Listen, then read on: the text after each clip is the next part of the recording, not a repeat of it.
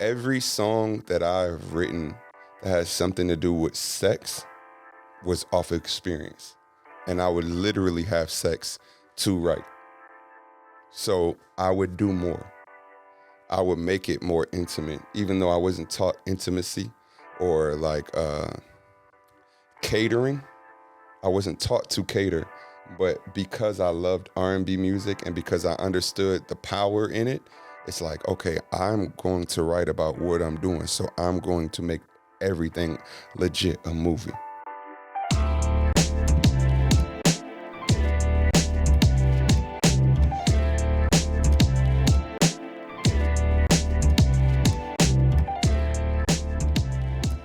Welcome, everyone. My name is Daniel Balwaguer, and this is the Simple Conversation podcast show. This is a place where we could be able to spend time with my friends, where we just have truthful, open, honest, and genuine conversations. And I'm just really so grateful for my life because I've met so many amazing people along the way, and I felt like I've always taken something from them and learned from them, and I felt like they've also been a benefit in my life, and I hope that I was the same for them. So this is a space where we're able to do that. You could come, drink, chill, have good conversations with your boy, and we could have a good time. So, but without further ado, this is a person who's been a blessing in my life. We've known each other for quite a long time, and I've just always been amazed by how talented he was and how he shares his gifts with the world and how he makes other people feel. And he's an amazing singer, songwriter, producer, and also an up-and-coming chef here in Atlanta. Everyone, I want to welcome Amir Kyler. What's going on? You like that sound effect shit Absolutely. right there? That shit is hot, right? Big time. They even have more. Should I have done it like this? Introducing Amir Kyler. Oh, if you put some trap drums to that. You know what? That's next. I will do that. I will add some more sound effects in here next episode, though. For sure. Next episode. But Amir, man, we probably go way back. I want to say, 2003? 2003. Yeah, man, that was a really good time. We were in Richmond, Indiana. We played basketball together. We did. And I tell you, man, that was one of the best times of my life. Absolutely. Especially when we were there for that short amount of time. So let's get to the fun stuff. Let's get to the fun. Yeah. Bro. Music. You and I both love R&B music. Mm-hmm. R&B music is my shit. For sure. That's what I appreciate. That's what I grew up on. That's the music that touches my soul. For sure. And I always loved the appreciation that you have for music. Yeah. And the fact that you took that leap of faith to get into the industry and put your art and your skills and ability to the forefront. So now, man, I don't even know where to start, really. Honestly, I can help you, bro. Look. So at what point did it click for you and just saying, yo, you know what? I love music. I like writing it. When did the writing even start or begin? So what happened was, like, when I came back from Indiana, I was just at the park trying to figure out what to do. I had a scholarship offer to Northern Iowa to play basketball, right? I had to take like some GED courses, get my GED, take my SATs, and then I could have went there. And I was just like, I'm cool on school. So I'm at the park and American Idol's on, and I'm watching American Idol, and I'm watching people, and I'm like, I can compete. I can compete. So I'm at the park, and a friend at the time, he came to me, and he was just like, yo, what you gonna do with yourself? And I'm like, bro, I'm probably gonna go on American Idol. He's like, and do what? There's nobody around me at that time there in Connecticut, unless you were like my friend. I was not going to sing around there for you. I'm just not, even now to this day, I'm not just going to bust out and sing, So he was like, man, sing something. So I sang a little. I don't even remember what song I sang. And he's like, man, come with me. He had like a little studio set up.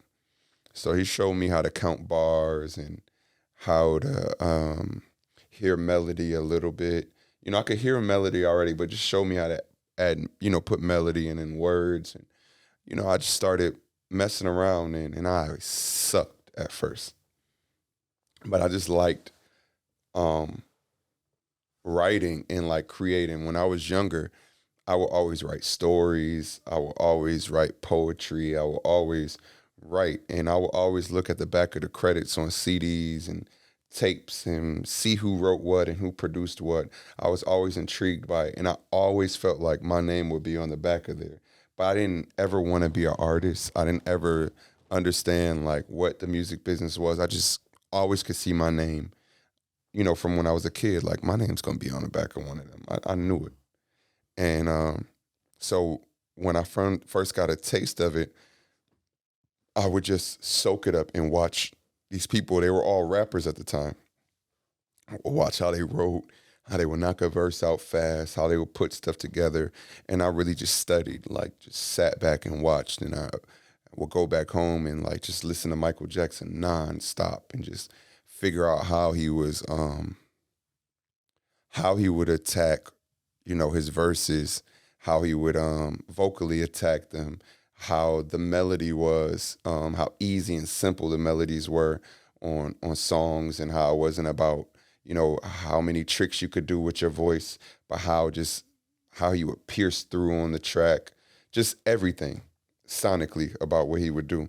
And I would just take that and just keep working at it. And I ended up moving back to Georgia when I was 18 in 2005. And it was really like literally just, I was like, you know what? I'm coming to Atlanta. I'm going to do music. I knew no one here. And I literally, the more work I put into my gift, I just happened to be in the right places at the right time to meet certain people to help me elevate my gift every single time. Like I would just happen to fall into to the right places. All right, bro. So give me the laundry list. Who have you written for? Who have you worked with?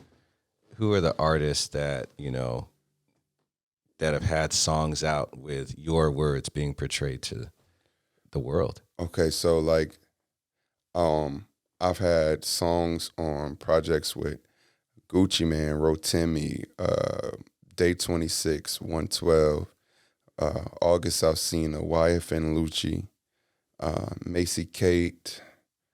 I don't want to forget anybody.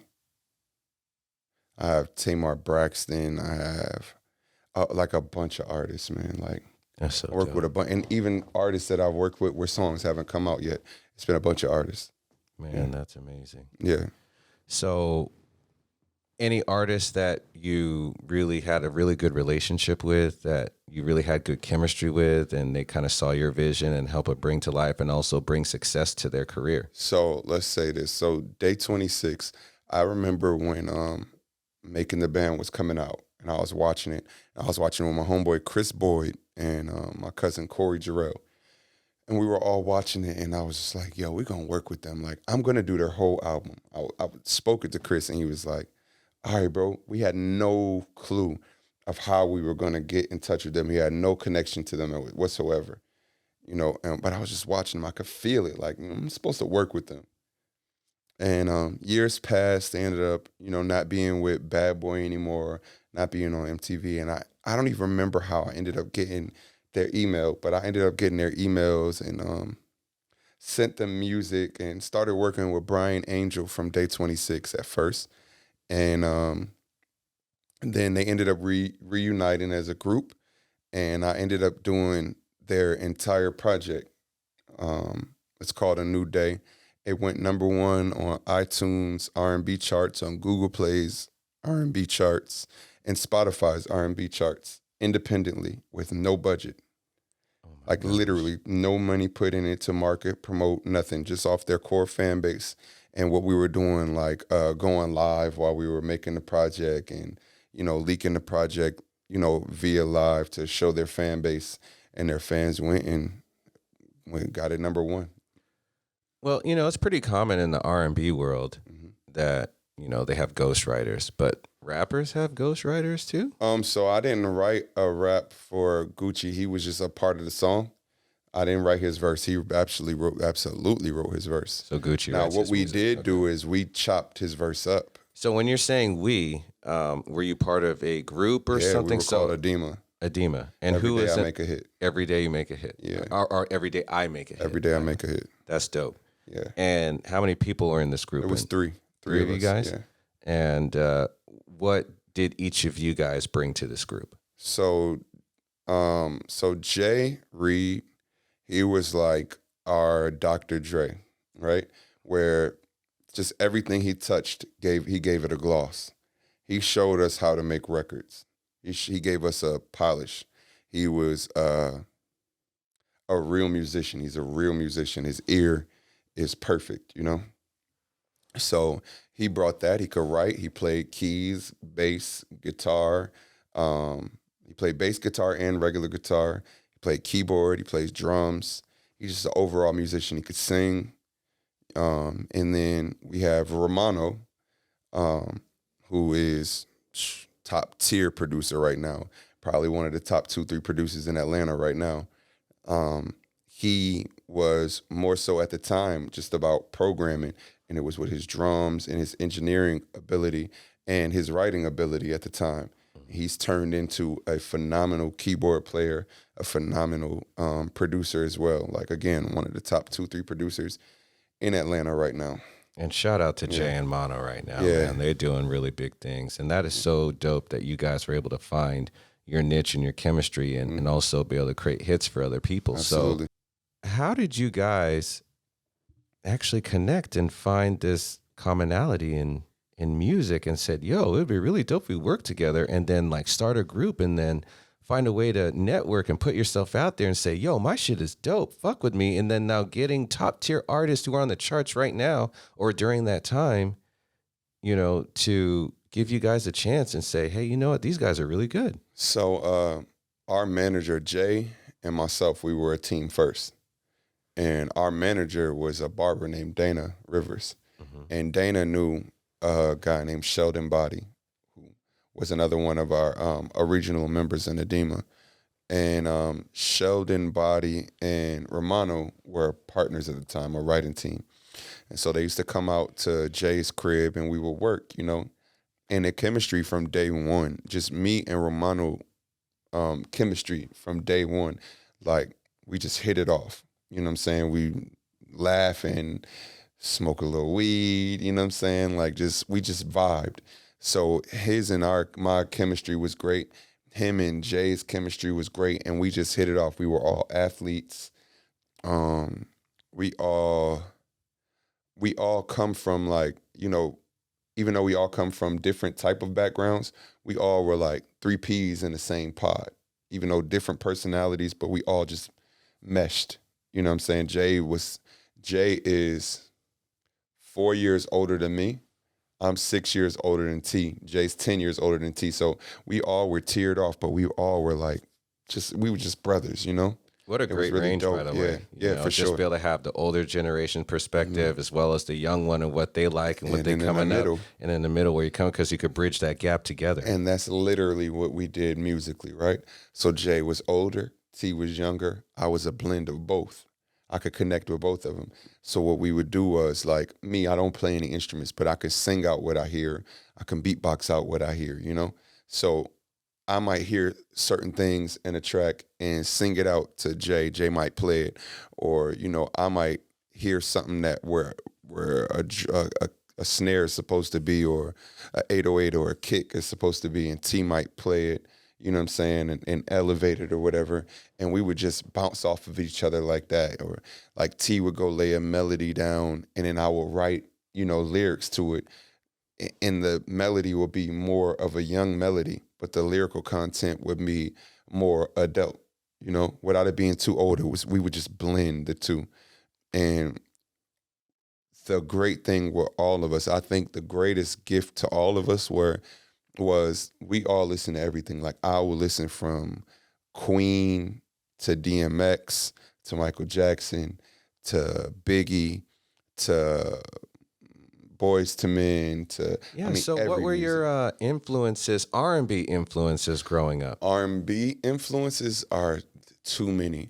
Toni Braxton, Sade, Anita Baker, Aaliyah, Tank, Brian McKnight, Jamie Foxx, Music Soul Child, Boys to Men, Jodeci. And what was it that they were writing about? What was it that they were selling that you really bought into? It was the feel. The feel. It was the feel. It was how the music made you feel. It was their ability. You know, when you're young listening to music, the lyrical content really didn't matter at the time. I didn't know what I was feeling, but it was the emotion that was put into how the songs were delivered, how the songs were written, that you could feel it. And it was just like, man, this feels like I'm supposed to. When I would sing and, you know, certain songs and it make me want to cry, like certain songs.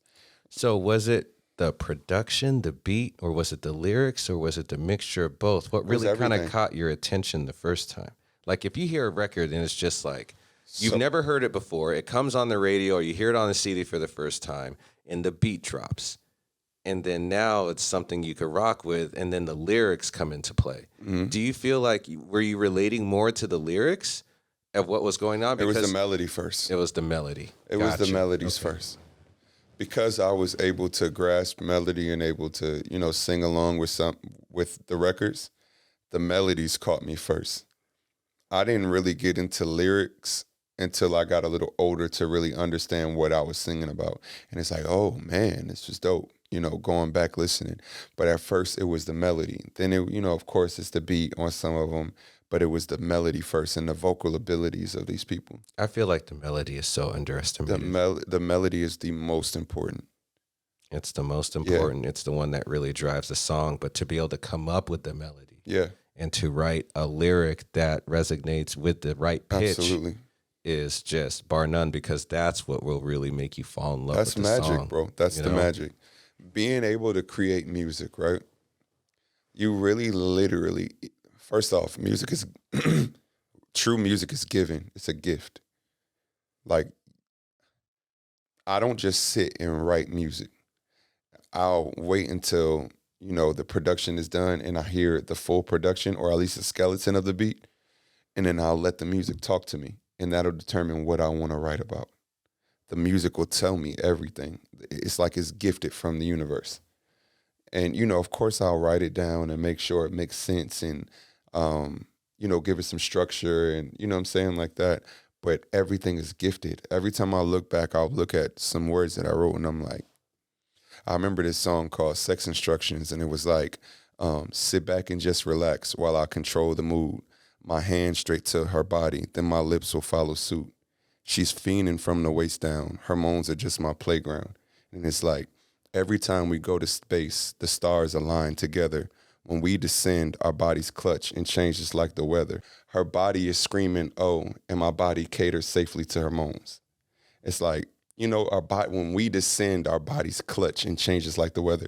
It just came to me. I'm like, oh, shit, I was 17 writing like that. Were they coming from life experiences or just more of like the imagination or the things that you were Both. feeling? What was it that you were pulling from? So, sexually, every song that I've written that has something to do with sex was off experience. And I would literally have sex to write. So I would do more. I would make it more intimate, even though I wasn't taught intimacy or like catering. I wasn't taught to cater, but because I loved R&B music and because I understood the power in it, it's like, okay, I'm going to write about what I'm doing. So I'm going to make everything legit a movie.